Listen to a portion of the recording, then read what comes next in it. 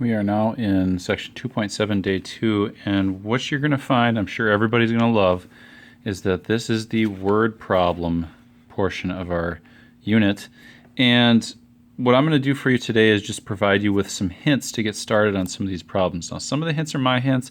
Some of them you're just going to be reading the book, and I'll start with that. So in the book problems, I have for number 31, 35, and 37, I'd like you to look at, actually read the examples that are provided in the text on page 230, 231 for those three different examples. So please make sure you go do that. That will help you out a lot on those particular problems.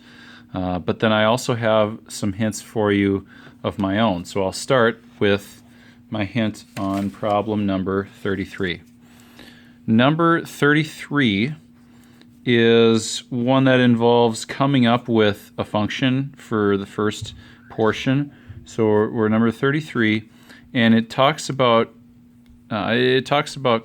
producing hats, I think, and it talks about the cost of production. So the first part says to come up with the function, but I'm going to tell you what the function is. Here's the function. Cost is going to be this that you see right here.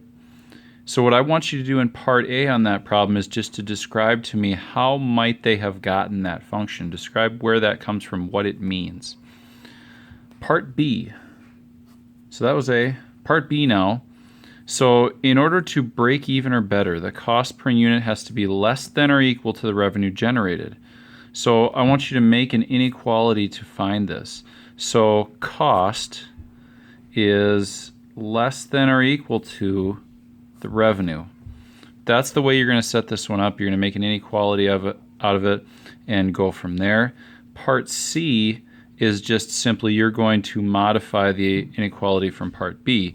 Part B was break-even point. I believe that part C is going to be making a profit of $1,000. So try to just modify what you did here and adapt it to part C.